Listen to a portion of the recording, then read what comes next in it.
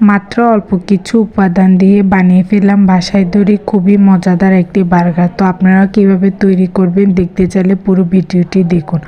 প্রথমে আমি অল্প কিছু মুরগির মাংস নিয়ে নিলাম, এগুলো ব্লেন্ডারে কিমা করে ফেললাম।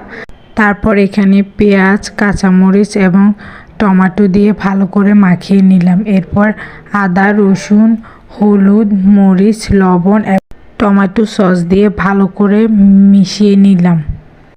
এরপর তাওয়ায় তেল গরম করে নিলাম এবং মুরগির মাংসের মিশ্রণগুলো দিয়ে পেটি বানিয়ে নিলাম। ছোট ছোট হাতের সাহায্যে পেটি বানিয়ে গরম তেলে ছেড়ে দিলাম।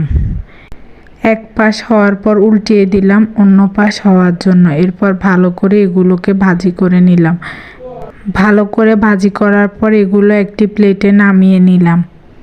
এরপর নিয়ে নিলাম বনগুলো, ভেজে রাখা মাংসের কিমা এবং আরেক প্লেটে নিয়ে নিলাম শসা, টমেটো এবং গাজর দিয়ে সালাদ।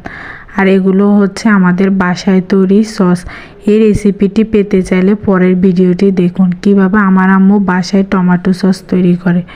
তারপর শসা, মাংসের তৈরি পেটিটা, টমেটো এবং গাজর এবং উপরে সস দিয়ে বার্গারটা তৈরি করে ফেললাম। এভাবে একই পদ্ধতিতে সবগুলো বার্গার তৈরি করে ফেললাম। আপনারা চাইলে খুবই সহজে ঘরে বসে সামান্য কয়েকটি উপকরণ দিয়ে এভাবে মজাদার বার্গার তৈরি করে ফেলতে পারবেন।